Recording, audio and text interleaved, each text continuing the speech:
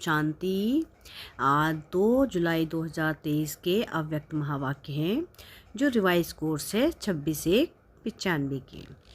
आज की मुरली का टाइटल है कि ब्रह्मा बाप के और 2 कदम फरमानबरदार और वफादार। क्या है मुरली का टाइटल आज का? कि ब्रह्मा बाप के और 2 कदम फरमानबरदार और वफादार। आज बाप दादा चारों ओर के स्नेही और सहयोगी बच्चों को और शक्तिशाली समान बच्चों को देख रहे हैं। स्नेही सभी बच्चे हैं लेकिन शक्तिशाली यथाशक्ति हैं। स्नेही बच्चों को स्नेह का रिटर्न पदम गुना स्नेह और सहयोग प्राप्त होता है। शक्तिशाली समान बच्चों को सदा सहज विजयी भव का रिटर्न मिलता सभी को है। स्नेही बच्चे यथा शक्तिशाली होने के कारण सदा सहज विजय का अनुभव नहीं कर पाते। कभी सहज कभी मेहनत। बाप दादा स्नेही बच्चों को भी मेहनत को सहज करने का सहयोग देते हैं, क्योंकि स्नेही आत्माएं सहयोगी भी रहती ही हैं, तो सहयोग के रिटर्न में बाप दादा सहयोग जरूर देते हैं। लेकिन योग यथार्थ न होने कारण सहयोग मिलते भी प्राप्ति का अनुभव नहीं कर पाते। योग द्वारा ही सहयोग का अनुभव होता है और शक्तिशाली समान बच्चे सदा योग युक्त हैं, इसलिए सहयोग का अनुभव करते समय विजयी बन जाते हैं। लेकिन बाप को दोनों ही बच्चे प्यारे हैं। प्यार और सदा विजयी रहने की शुभ चाहना सभी बच्चों में रहती है, लेकिन शक्ति कम होने के कारण समय पर और सर्वशक्तियाँ कार्य में नहीं लगा सकते। बाप वर्षे के अधिकार में सर्व शक्तियों का अधिकार सभी बच्चों को देते हैं। अधिकार देने में बाप दादा अंतर नहीं रखते, सभी को संपूर्ण अधिकारी बनाते हैं, लेकिन लेने में नंबरवार बन जाते हैं। बाप दादा किसको स्पेशल किसको अलग ट्यूशन देते हैं क्या? नहीं देते। पढ़ाई सबकी एक है, पालना सबकी एक है। पांडवों को अलग पालना हो, शक्तियों को अलग हो, ऐसे है क्या? सबको एक जैसी पालना और पढ़ाई है, लेकिन लेने में रिजल्ट में कितना अंतर हो जाता है। कहाँ अष्टरत्न और कहाँ 16,108 रत्न। कितना अंतर है? यह अंतर क्यों हुआ? पढ़ाई और पालना को, वरदानों को धारण करना और कार्य में लगाना, इसमें अंतर हो जाता है। कई बच्चे धारण भी कर लेते हैं, लेकिन समय प्रमाण कार्य में लगाना नहीं आता है। बुद्धि तक बहुत भरपूर होंगे, लेकिन कर्म में आने में फर्क पड़ जाता है। ब्रह्मा बाप नंबर 1 क्यों बना? 2 कदम पहले सुनाए ना। तीसरा, सदा बाप शिक्षक और सदगुरु के फरमान वरदार बने। हर फरमान को जी हाजिर किया। बाप का फरमान है सदा सर्व खजानों के वर्षे में संपन्न बनना और बनाना। तो प्रत्यक्ष देखा कि सर्व खजाने, ज्ञान, शक्तियाँ, गुण, श्रेष्ठ समय, श्रेष्ठ संकल्पों का खजाना पहले दिन से लेकर लास्ट दिन तक कार्य में लगाया। लास्ट दिन भी समय, संकल्प बच्चों प्रति लगाया। ज्ञान का खजाना, याद की शक्ति और सहनशीलता की गुण का स्वरूप, यह सब खजाने लास्ट समय तक शरीर को भी भूल सेवा में प्रैक्टिकल में लगाकर दिखाया। तो इसको कहा जाता है फरमानबरदार नंबर 1 बच्चा, क्योंकि बाप का विशेष फरमान यही है कि याद और सेवा में सदा बाप समान रहो। तो आदि से लेकर अंत घड़ी तक दोनों ही फरमान प्रैक्टिकल में देखा ना। स्नेह की निशानी है फॉलो करना। तो चेक करो, आदि से अब तक सर्व खजानों को स्व के साथ साथ सेवा में लगाया है। बाप का फरमान एक श्वास व संकल्प सेकंड व्यर्थ नहीं गंवाना है। तो सारे दिन में ये फरमान प्रैक्टिकल में लाया और कभी लाया, कभी नहीं लगाया। अगर कभी कभी फरमान वरदार बने और कभी नहीं बने तो किस लिस्ट में जाएंगे? अगर बाप दादा फरमान वरदार की लिस्ट निकाले तो आप किस लिस्ट में होंगे? अपने को तो जानते हो ना, क्योंकि आप सभी सर्व खजानों के ट्रस्ट यानी मालिक हो। तो एक संकल्प भी बिना बाप के फरमान के यूज़ नहीं कर सकते हो, या सोचते हो कि हम बालक सो मालिक हैं।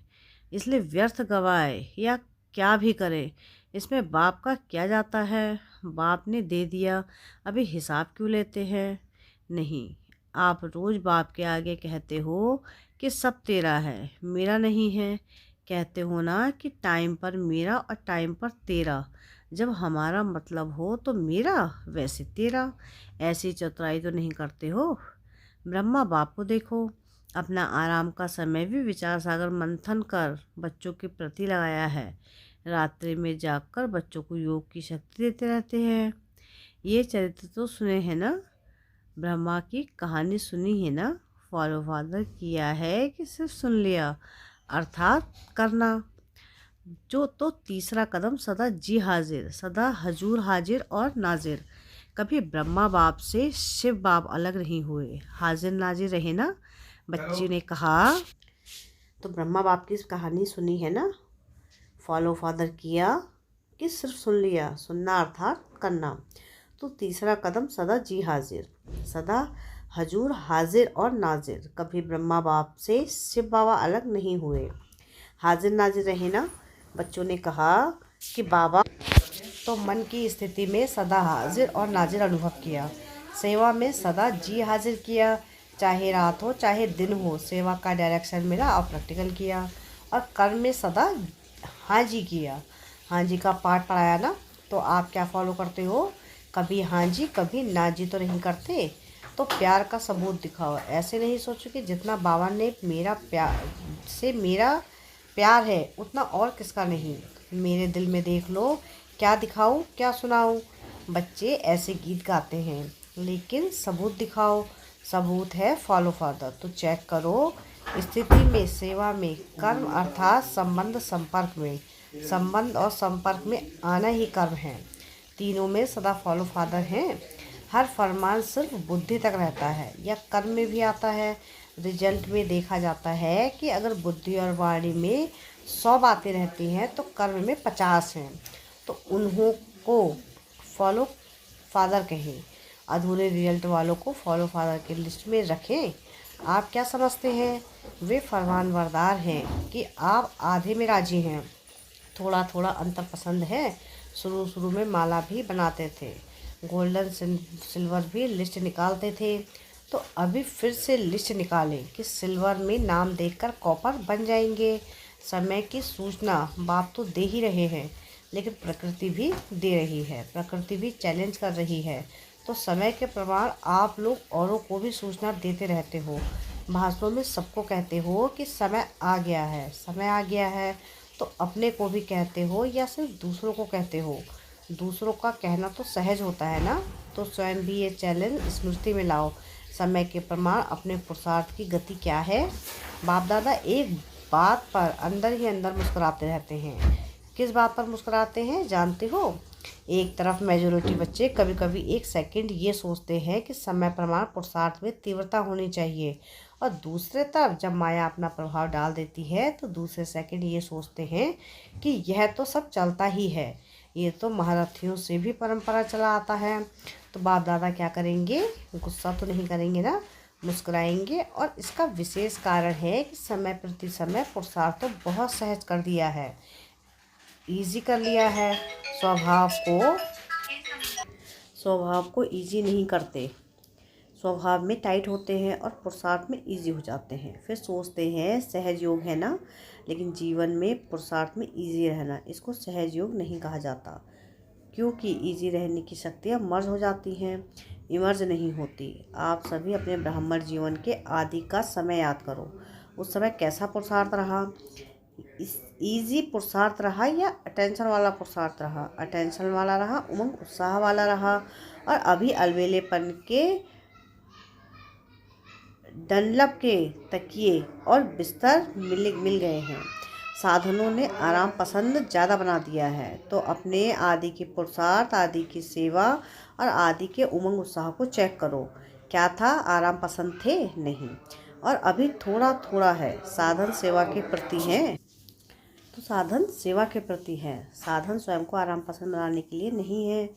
तो अभी डनलप का तकिया और बिस्तर निकालो, पटरानियाँ बनो, पटराने बनो, भले पलंग पर सो, लेकिन स्थिति पटरानी पटरानी की हो। देखो, आदि सेवा के समय में साधन नहीं थे, लेकिन साधना कितनी श्रेष्ठ रही।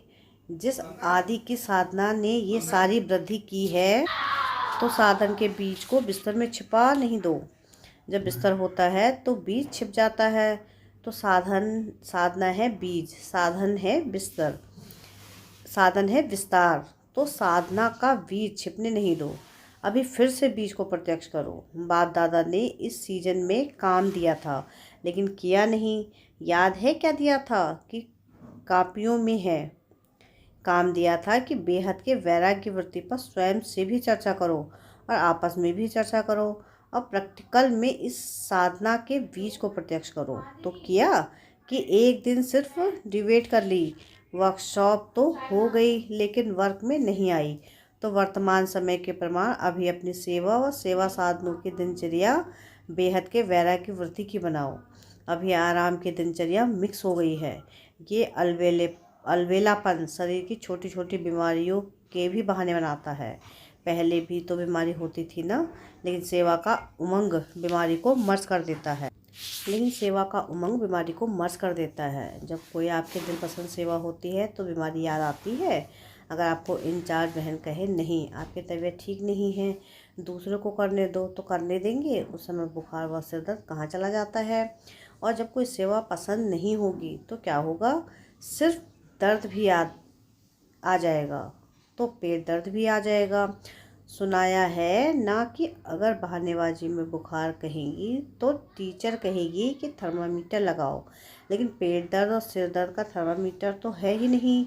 मुंह ठीक नहीं होगा और कहेंगे कि पेट दर्द है। तो ये अलबेलेपन के बहाने हैं। बेहद की वैराग्यवृत्ति मर्ज हो गई है और बहानेबाजी मर्ज हो गई है। बाप दादा देख रहे हैं कि सभी बच्चे बहुत स्नेह से मधुबन में पहुंच गए हैं, तो स्नेह तो दिखाया, उसकी मुबारक हो। बाप दादा को भी बच्चों की खुशी देखकर खुशी होती है, लेकिन आगे क्या करना है? सिर्फ मधुबन तक पहुंचना है या स्नेह का सबूत दिखाने के लिए फरिश्ते रूप में वतन में पहुंचना है? क्या करना है? मधुबन में पहुंचे उसकी मुबारक है, लेकिन फरिश्ता बन वतन में कब पहुंचेंगे? चलते फिरते आप सभी को फरिश्ता ही देखेंगे। बोल चाल रहन सहन सब फरिश्तों का बन जाए, और फरिश्ते का अर्थ ही है डबल लाइट। तो दिनचर्या में लाइट नहीं बनना है, लेकिन संबंध संपर्क में स्थित में लाइट। तो लाइट बनना आता है कि बोझ खींचता है। बाप दादा स्नेह का सबूत देखना चाहते हैं, और जब स्नेह का सबूत देंगे तो आपको तालियां बजाने की ज़रूरत नहीं पड़ेगी, लेकिन माया भी ताली बजाएगी। वह विजयी, वह प्रकृति भी ताली बजाएगी। तो आप कुछ परिवर्तन करो। अभी स्वयं को स्नेह के साथ शक्तिशाली बनाओ। स्वयं के परिवर्तन में शक्ति रूप बनो। सहज योगी करके अलबेलापन नहीं लाओ। बाप दादा देखते हैं कि स्वप्रति, चाहे सेवा प्रति, चाहे औरों के संबंध संपर्क प्रति अलबेलापन ज़्यादा आ गया है। ऐसे नहीं सोचो कि सब चलता है। एक दो को कॉपी नहीं करो, बाप को कॉपी करो। दूसरों को देखने की आदत थोड़ी ज़्यादा हो गई है, अपने को देखने में अलबेलापन आ गया है। बाप दादा ने सुनाया था कि नज़दीक की नज़र कमज़ोर हो गई है और दूर की नज़र तेज हो गई है। तो अभी क्या करेंगे? सीजन का फल क्या देंगे? कि सिर्फ बाप आया, मिला मनाया, मुरली सुनी, ये फल है। हर सीजन का फल होता है ना। तो इस सीजन का फल बाप दादा को क्या भोग लगाएंगे? भोग लगाते हो तो फल भी रखते हो ना, वो तो बाजार में मिल जाता है, कोई बड़ी बात नहीं। अब इस सीजन का फल क्या भेंट करेंगे या भोग लगाएंगे? लगाना है या मुश्किल है? तो देखेंगे कि नंबर 1 भोग कहाँ से आता है। वायदा तो बहुत अच्छा करके जाते हो, कभी भी ना नहीं करते हो, हाँ ही करते हो, खुश कर देते हो। लेकिन अभी क्या करेंगे? टीचर्स नंबर 1 भोग लगाएंगे ना। सभी सेंटर्स का भोग देखेंगे।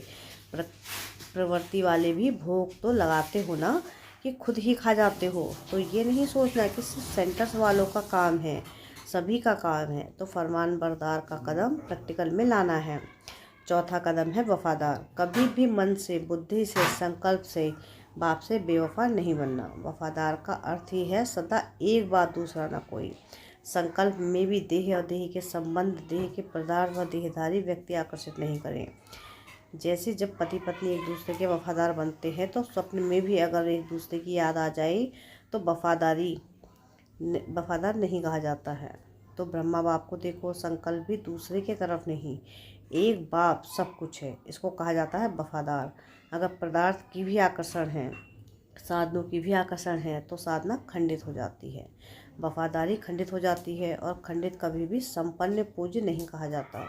तो चेक करो क्या संकल्प में भी कोई आकर्षण बेवफा तो नहीं बना देती। अगर जरा भी किसी के प्रति विशेष झुकाव है, थोड़ा भी पर्सनल झुकाव है, चाहे गुण के ऊपर, चाहे सेवा के ऊपर, चाहे अच्छे संस्कारों के ऊपर भी अगर एक्स्ट्रा प्रभावित है, तो वफादार नहीं कहा जाएगा। सबकी विशेषता बेहद की विशेषता पर आकर्षित है, वो दूसरी बात है, लेकिन किसी विशेष व्यक्ति या वैभव के ऊपर आकर्षित है तो वफादार की लिस्ट में खंडित गाया जाएगा। तो चेक करो कि खंडित मूर्ति तो नहीं है, पूज्य है, कहाँ एक्स्ट्रा लगाव व झुकाव तो नहीं है, संकल्प मात्र भी झुकाव नहीं। वाचा कर्मणा की तो बात ही छोड़ो, लेकिन संकल्प मात्र है तो खंडित के लिस्ट में आ जाएंगे। तो चेक करना आता है ना। अच्छा, चारों ओर के स्नेह का सबूत देने वाले, हर फरमान को संकल्प बोल और कर्म में लाने वाले, सदा स्वयं को बाप समान सिंपल और सैंपल बनाने वाले, ब्रह्मा बाप के हर कदम पर कदम रखने वाले, ऐसे शक्तिशाली बाप समान बनने के दृढ़ संकल्पधारी सर्व बच्चों को बाप दादा का याद प्यार और नमस्ते। हम रूहानी बच्चों की रूहानी बाप दादा को याद प्यार, गुड मॉर्निंग और नमस्ते। शुक्रिया प्यारे बाबा, शुक्रिया। वरदान है आज का कि साक्षीपन की स्थिति द्वारा हीरो पार्ट बजाने वाले सहज पुरुषार्थी भव। साक्षीपन की स्थिति ड्रामा के अंदर हीरो पार्ट बजाने में सहयोगी बनाती है। अगर साक्षीपन नहीं तो हीरो पार्ट बजा नहीं सकते। साक्षीपन अर्थात देह से न्यारे आत्मा मालिकपन की स्टेज पर स्थित रहे, देह से भी साक्षी मालिक, इस देह से कर्म कराने वाली ऐसी साक्षी स्थिति की सहज पुरुषार्थ का अनुभव कराती है, क्योंकि इस स्थिति में किसी भी प्रकार का विघ्न या मुश्किल नहीं आ सकती है। यह है मूल अभ्यास। इसी अभ्यास से लिस्ट में विजयी बनेंगे। स्लोगन है आज की मुरली का कि फरिश्ता बनना है तो अपने सर्व रिश्ते एक प्रभु के साथ जोड़ लो। क्या है स्लोगन आज का कि फरिश्ता बनना है तो अपने सर्व रिश्ते एक प्रभु के साथ जोड़ लो। अच्छा, ओम शांति।